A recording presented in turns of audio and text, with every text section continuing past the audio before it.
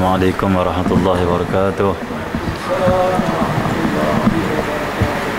Al-Fatihah. Alhamdulillah. Bismillahirrahmanirrahim. Maliki yaumiddin.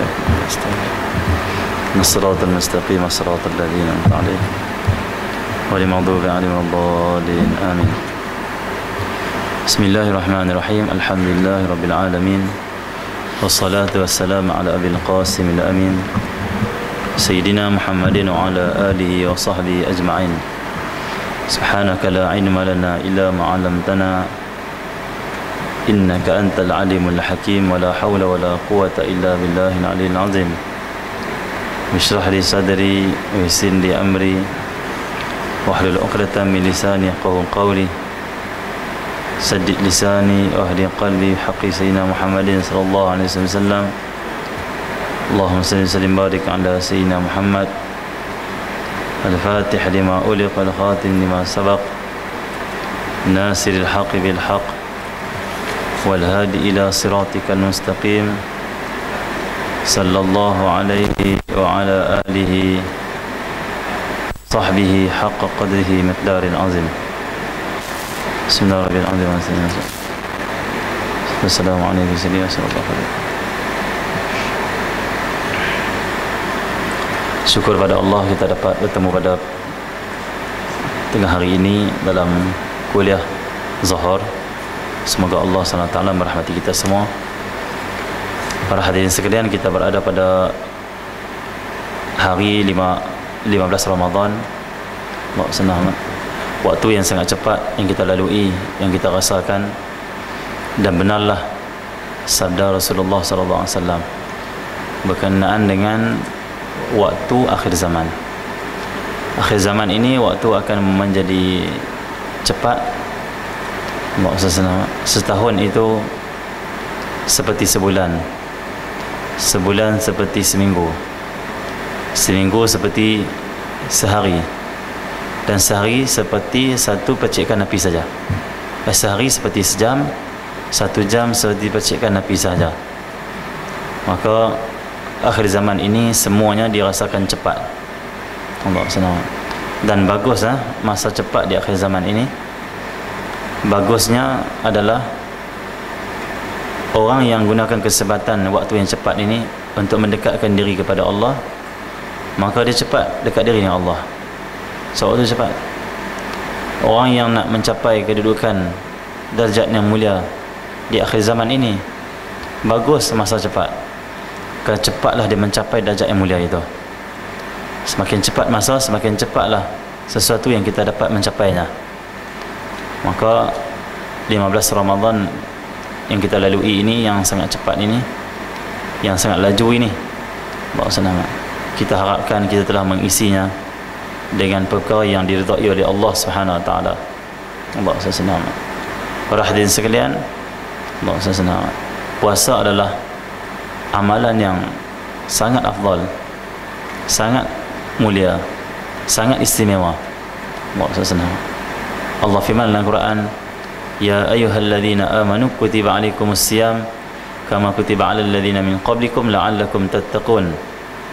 Wahai sekalian mereka beriman, difardukan ke atas kalian puasa seperti difardukan ke atas umat-umat yang terdahulu. La'allakum tattaqun, pasti kamu bertakwa kepada Allah Subhanahu wa taala. Amalan puasa, ibadah puasa adalah ibadah yang ada sejak dahulu lagi. Dan orang pertama yang berpuasa, kata ulama, adalah Sayyidina Adam AS, waktu mana dia berada di syurga. Waktu mana Sayyidina Adam dimasukkan oleh Allah ke dalam syurga bersama Sayyidatina Hawa, isteri Sayyidina Adam alaihi salam. Maka Allah Muhammad, Allah Subhanahu wa taala memberi keizinan untuk menikmati apa sahaja yang berada dalam syurga. Tetapi Allah berfirman, wala fala taqrabu hadhihi syajarah fatakuna minaz zalimin. Kamu ambillah apa yang kamu nak, kamu nikmati apa saja, tetapi jangan kamu dekati pokok ini. Ini pokok yang dilarang oleh Allah, dia ada buah. Allah senang. Jangan kamu makan buah daripada pokok ini. Bahkan dekati pokok ini pun jangan cuba-cuba nak dekati, nak datang ke pokok ini. Kata ulama, ini adalah perintah puasa daripada Allah kepada Sayyidina Adam AS. Puasa tu apa? Dari segi istilah bahasanya, puasa itu adalah menahan, tahan. Allah senang. Seperti mana Sayyidatina Maryam, dia kata apa? Allah senang. Aku ini bernazar, inni nadartu lirrahman sauman. Aku bernazar kepada Allah SWT, untuk Allah SWT, untuk puasa sauman. Allah senang. Aku tak mau bercakap dengan seorang pun. Allah senang. Puasa ini maksudkan oleh Sayyidatina Maryam ni, maksudnya aku nak menahan lidah aku daripada bercakap dengan orang. As-saum itu adalah tahan.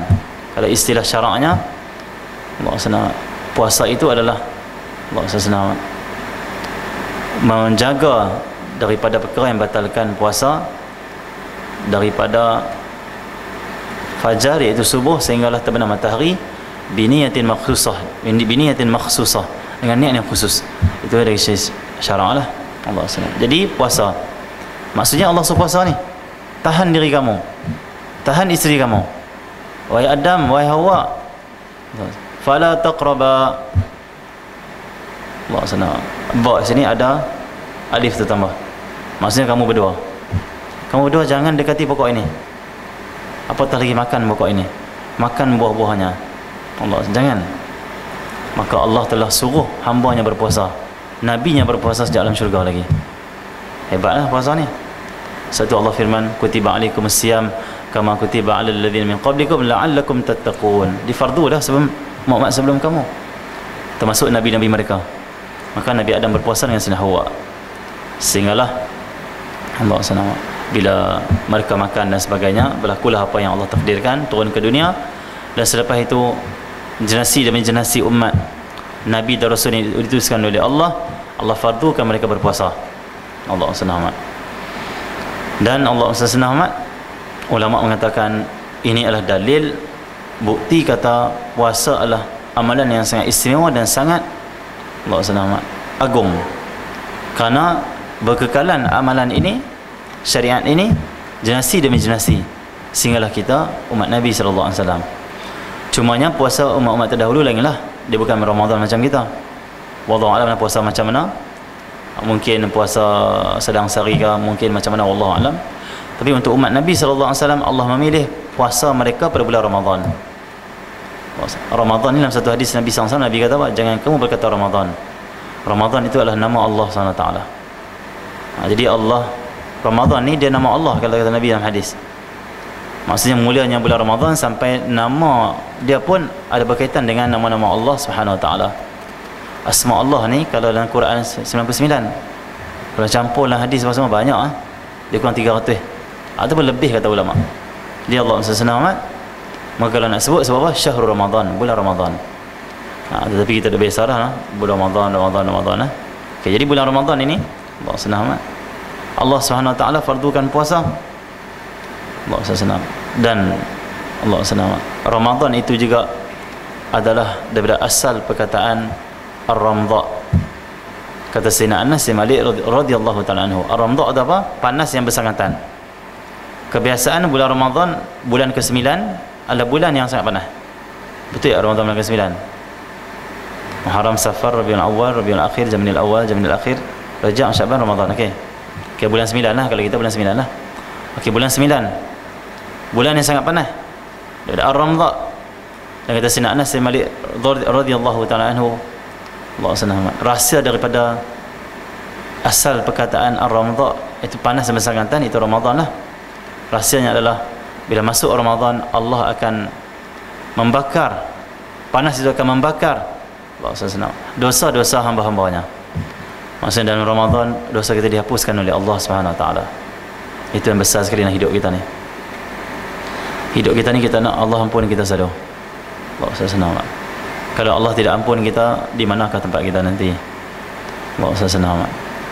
Maka pentingnya untuk kita meminta ampun kepada Allah SWT. Ya ayyuhalladzina amanu tubu ila Allah taubatan nasuha. Hai sekalian mereka yang beriman, bertaubatlah kepada Allah dengan taubatan nasuha. Allah SWT. wa tubu ila Allahi jami'an ayyuhal mu'minun la'allakum tuflihun. Ya Quran. Wa tubu ila Allahi jami'an, taubatlah kepada Allah kamu semua wahai kaum muslimin. Allah senang. Wahai orang beriman, Allah senang. Ayyuhal mu'minun la'allakum tuflihun, pasti kamu berjaya, pasti kamu beruntung. Kejayaan terletak kepada kita kembali kepada Allah Subhanahu Wa Taala. Kita dekatkan diri pada Allah, mendapat ridha Allah Subhanahu Wa Taala. Allah senang. Jadi kita kembali pada puasa. Puasa adalah amalan yang terbaik, amalan yang sejak zaman Sayyidina Adam lagi telah adanya puasa ini. Cuma dari segi bila tu wallahu a'lam macam mana, mungkin kita kena kaji lagi. Ada disebut kata-kata para ulama. Jadi Allah jadikan kefarduan bagi umat Nabi sallallahu alaihi wasallam adalah 30 hari berpuasa. Allah SWT, alhamdulillah, ini adalah satu anugerah Allah pada kita semua. Kerana Allah senang, puasa ini adalah kafarah Allah kepada kita semua umat Nabi sallallahu alaihi wasallam. Puasa adalah perisai. As-saumu junnatun. Puasa itu perisai. Perisai maksudnya pelindung daripada api neraka. Allah senang. Puasa itu dapat bersihkan hati kita. Allah senang. Karena kotornya jiwa kita, buruknya sikap kita, tak eloknya anggota kita, banyaknya maksiat kita, punca di satu saja. Hati tidak bersih. Hati tidak bersih. Nafsu kita kuat, iaitu nafsu ammarah.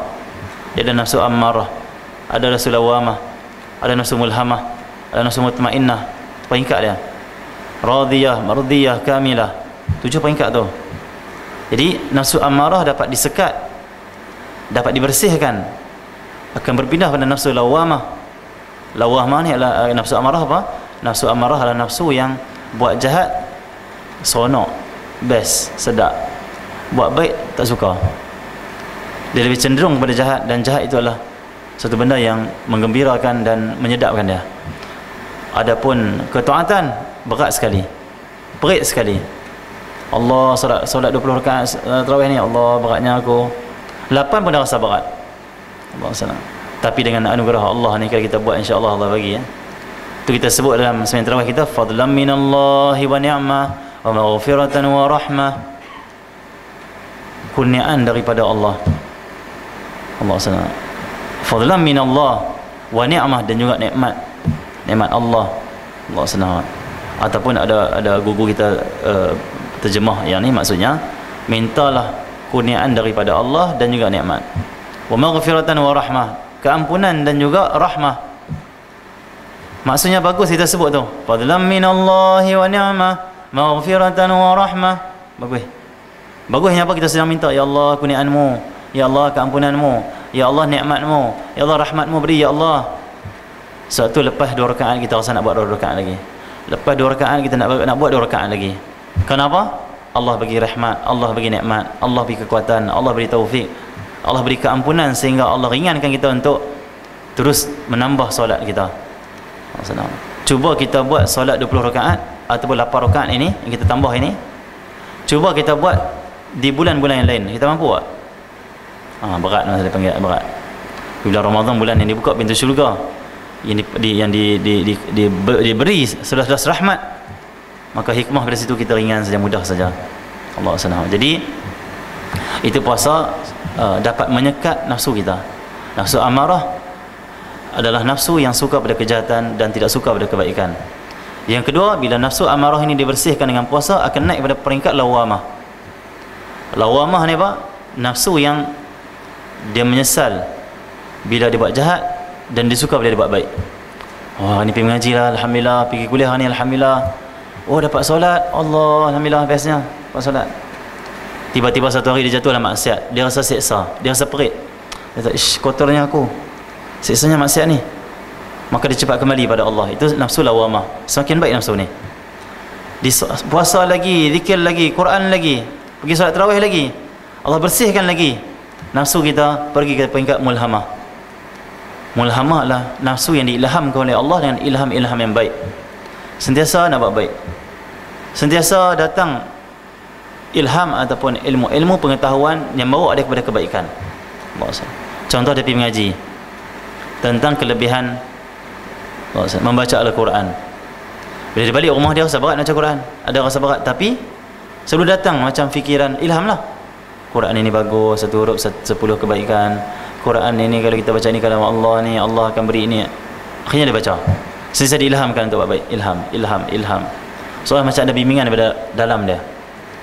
Dia puasa lagi, zikir lagi, Quran lagi, solat tarawih lagi, sampai Allah naikkan peringkat nafsunya, Allah bersihkan lagi sampai tahap mutmainnah.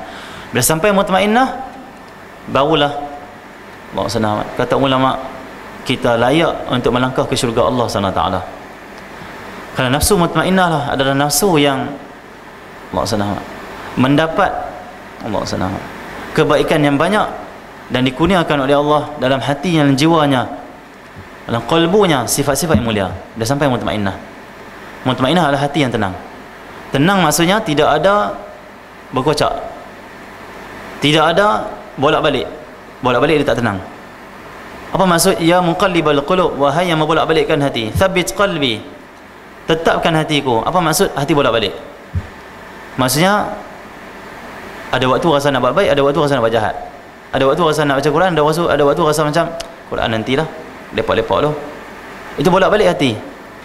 Dia tak tetap hanya aku nak buat kebaikan, dia tak tetap hanya aku nak Allah SWT saja, hanya aku ni hidup aku, tujuan aku Allah saja. Tak tetap. Kadang-kadang dia tujuan aku yang ni lah, tukang pula tujuan aku Allah lah. Tu hati bolak-balik. Bahaya maksudnya. Hari ni boleh baik, esok belum tentu boleh baik.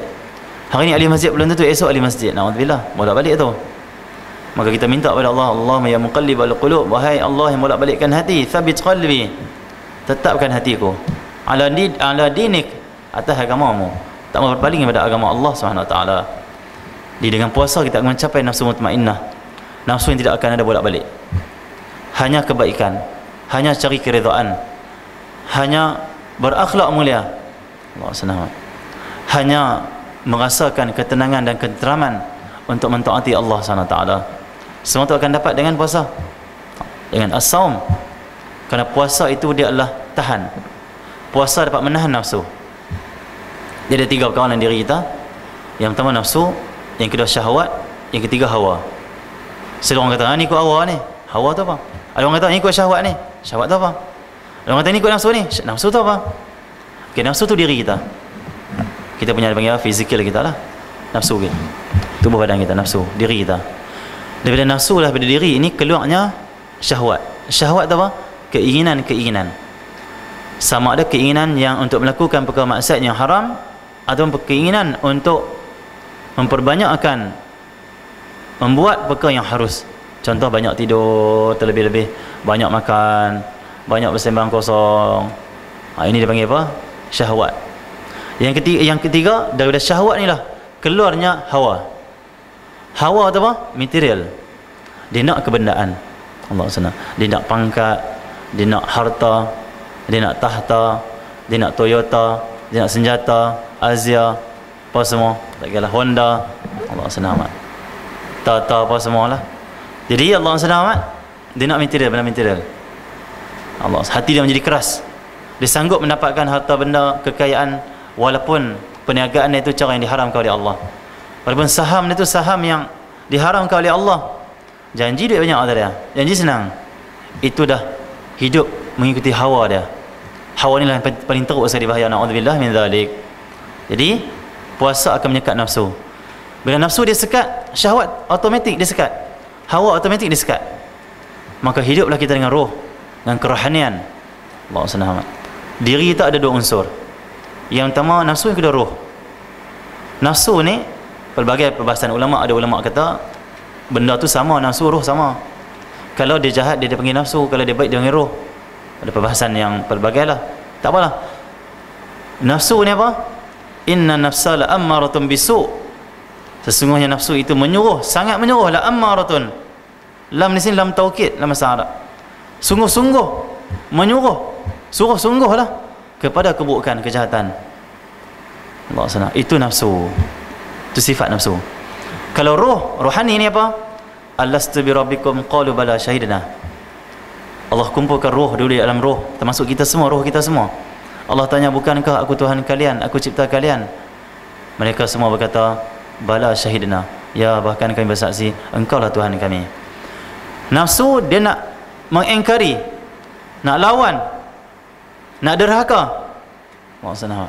Roh pula dia mengaku Allah engkau Tuhan aku. Maksudnya kami hamba-Mu, kami ikut engkau. Maka bila kita bersih diri kita dengan puasa ini, roh kita kuat, nafsu kita tunduk, waktu itu kita hidup dengan roh. Bila hidup dengan roh, hidup mengenal Allah. Kerana roh telah mengenal Allah, roh telah diberi ilmu mengenal Allah SWT. Satu roh dapat mengakui engkau lah Tuhan kami. Daripada mana mereka boleh menyebut engkau Tuhan kami? Kami kenal engkau maksudnya, kami makrifah dengan engkau. Kerana Allah mencipta roh dan Allah beri makrifatullah, Allah beri dia kenal Allah Subhanahu Wa Taala. Maka bila roh dah kuat, nafsu kita tundukkan, waktu tu kita menjadi orang yang mengenal Allah Subhanahu Wa Taala. Mengenal bukan hanya dengan kita membaca, kita mengaji, nak mengenal dengan roh kita. Maksudnya nak kenal betul-betul dengan hati kita, dengan perasaan jiwa kita, dengan sifat yang mulia yang dalam hati kita. Betul-betul nak merasakan betul-betul kasih cinta kita kepada Allah Subhanahu Wa Taala. Puasa itu akan mencapainya. Satu puasa sangat afdal. Saya ambil sikit lagi, ada 3 minit saya baca hadis sikit. So itulah puasa sangat afdal, akan mencapai Allah kita ini ke darjat yang sangat tinggi, nafsu yang sangat mulia. Allah SWT, nafsu mutmainnah, nafsu radiyah, nafsu mardiyah. Allah SWT. Satu hadis Nabi SAW, annahu sa'ala Rasulullah SAW, dia sina Abu Umamah Al-Bahili, bahawa dia bertanya Rasulullah SAW, ayyul a'mal afdal, wahai Rasulullah. Allah SWT, amalan apakah yang paling afdal, yang paling utama? Allah SWT, qala sallallahu alaihi wasallam, alaika bis-saum fa innahu la idla lahu.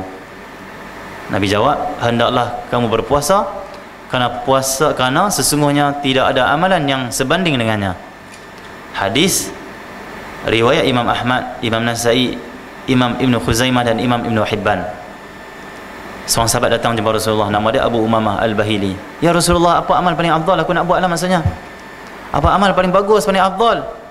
Rasulullah kata puasa. Tidak ada yang sebanding dengan puasa. Puasa terbaik. Tengok, puasa dapat mengubah diri kita daripada hidup sebagai kebinatangan, sebagai syaitan, hidup kepada menjadi malaikat.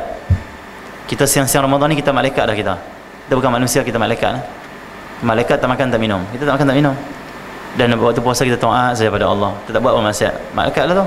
Sifat kemalaikatan tu ada. Apa maksud sifat malaikat? Sifat nak taat Allah saja. Dan tidak peduli makan dan minum. Hanya hidup nak berzikir pada Allah SWT. Tu hidup siang hari tu mulia. Allah beri sifat mulia pada kita. Khususnya Allah SWT, Allah SWT, Allah SWT. Banyak lagi hadis-hadis Nabi SAW berkenaan dengan kelebihan puasa. Hadis lebih kurang sama saja kalau kitab ini. Tak apalah, kita tak baca lah, kali sama dah sama dah. Allah SWT. Jadi Allah SWT di kesimpulannya apa yang kita boleh ambil, maka bersyukurlah di atas kefarduan puasa. Kuliah Zuhur ni tak boleh lama-lama sangat. Faham-faham lah. Waktu letih ni sikit-sikit cukup lah. Ubat kalau dus lebih lagi, overdose pula orang panggil. Dia jadi apa? Dia panggil high lebih. Tapi jadi dia panggil apa? Overdose lah. Lebih. Ubat batuk dia makan terus botol, mabuk terus. Okay? Jadi Allah SWT, ilmu ni dia cukup-cukup saja. Tunggu Jil Fa'i kata dulu, waktu ngaji dulu dia kata apa? Ngaji ni cukuplah sekadar tu kata dia. Sebab air ni kata, dia kata kalau diisi banyak sangat dalam timba, bila dibawa itu akan tumpah kata dia. Ilmu kalau banyak sangat, lagi keluar tu tumpah. Akhirnya tak ingat apa. Lebih sikit saya tajuk cukup. Jadi dapat berpegang, maksudnya dapat ingat selalu. Jadi kesimpulannya, syukurlah di atas kefarduan puasa. Gembiralah dengan kefarduan puasa. Gembiralah menerima perintah Allah ini. Syukur dan sukalah menerima perintah Allah ini. Kerana dengan puasalah Allah akan bantu kita untuk mencapai nafsu yang Allah ridai. Ya ayuhan nafsul mutmainnah, irji'i ila rabbiki radiyatan mardiyah, fadkhuli fi ibadi wa dkhuli jannati. Wa nafsu yang mutmainnah, kembalilah kepada Tuhan kamu. Allah SWT. Irji'i ila rabbiki radiyatan mardiyah, dalam keadaan ridha dan diridai oleh Tuhanmu. Fadkhuli jannati, fadkhuli fi ibadi. Nafsu mutmainnah ni Allah kata apa? Fadkhuli fi ibadi, masuklah kamu dalam kalangan hamba aku. Seolah-olah nak beritahu kata orang yang nafsu dia dah tenang, mutmainnah, dah bersih, dia menjadi hamba Allah, sebenar-benar hamba. Masuk engkau dalam kalangan hamba aku. Hamba maksudnya ikut saja Allah. Rendah diri. Hamba ni sentiasa agung ke Allah. Dan fadkhuli jannati, dan masuklah kamu syurga aku. Nafsu mutmainnah akan masuk syurga, dapat layak masuk syurga Allah. Syukur puasa akan mencapai ke tahap itu. Puasa akan menyekat nafsu kita. Puasa akan bersihkan jiwa kita. Jiwa ataupun hati umpama bekas. Bila bekas itu ada kotoran, ada najis, tak akan diisi. Mesti dibersihkan dulu bekas itu. Boleh diisi air, diisi makanan. Maka bila kita bersih hati dengan puasa, Allah akan isi dengan sifat-sifat yang mulia. Allah akan isi dengan ilmu, Allah isi dengan rahsia, Allah isi dengan cahaya, Allah isi dengan ma'rifah, mengenal Allah Subhanahu wa taala. Dan mudah-mudahan kita dapat bangkit di malam Lailatul Qadar berkat tiap hari kita puasa ni. Mudah-mudahan malam Lailatul Qadar kita dapat Lailatul Qadar yang khusus, yang terbuka hati kita untuk mengenal Allah, terbuka hijab hati kita untuk mendapat Allah Subhanahu wa taala ilmu-ilmu untuk membawa kita kepada mengagungkan Allah Subhanahu wa taala. Kita nak malam Lailatul Qadar kita bangkit dan Allah Subhanahu wa taala mengangkat kita sebagai kekasih-kasihnya. Allah angkat kita sebagai orang yang Allah ridai, dan mudah-mudahan Allah lindungi kita daripada maksiat kepada Allah dalam bulan Ramadan, dan Allah lindungi kita daripada kita mensia-siakan malam Ramadan, dan janganlah kita menjadikan 10 takhir nanti time yang Allah beri sebesar-besar anugerah kita iktikaf di tempat yang lain, bukan masjid.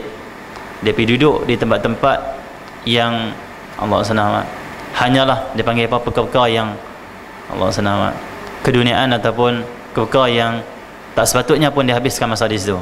Apa? Bazar raya ke apa semua. Bukan salah kita pergi berjalantar apa semua tu. Nak pipi lah kan. Tapi pipilah sebelum 10 takhir. Beli awal sikit. Beli sederhana saja baju. Ini tahun orang Malaysia akan balas dendam untuk raya. Baru ni semalam saya tengok dia hantar video di Jalantar, video di Kedah, tengok bazar-bazar raya, bazar yang malam tu, yang lewat-lewat tu, punya penuh orang, jam jalan. Maksudnya orang Melayu kali ni, orang Malaysia akan balas dendam untuk raya. Apa maksud balas dendam? Banyak hari dah, banyak tahun dah tak boleh raya. Dia qadha, dia jamak. Dia qadha. Dia lebih kurang 2-3 tahun tak boleh nak raya, disekat apa SOP dan PKP dan sebagainya. Ni dia jamak terus. Dia qadha semua. Maksudnya kalau lah tiap-tiap tahun beli selai baju raya untuk meraihkan hari raya Aidilfitri, tahun ni dia akan beli 4 helai. 3 helai untuk tahun lepas punya, 3 tahun lepasnya tak sempat nak raya.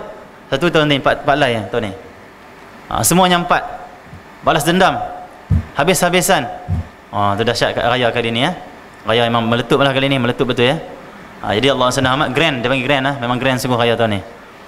Ni betul-betul lah. Jadi Allah SWT, jadi janganlah 10 takhir tu kita habiskan di sana. Silakan beli awal sikit dan habiskan masa kita di masjid, di rumah-rumah Allah. Iktikaf tu sunnah Rasulullah. Tak boleh buat siang, buat malam. Tapi kalau boleh malam, malam lebih afdal lah. Malam tu ada Lailatul Qadar.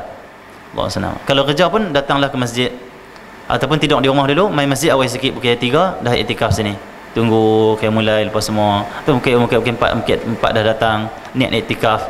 Maka hidupkan ni 10 takhir yang akan datang, lebih kurang 4 malam lagi, 4 hari lagi datang 10 takhir ini. Maka benar-benar kita menjaga dan kita mendoa kepada Allah banyak-banyak untuk Allah kabulkan hajat kita semua.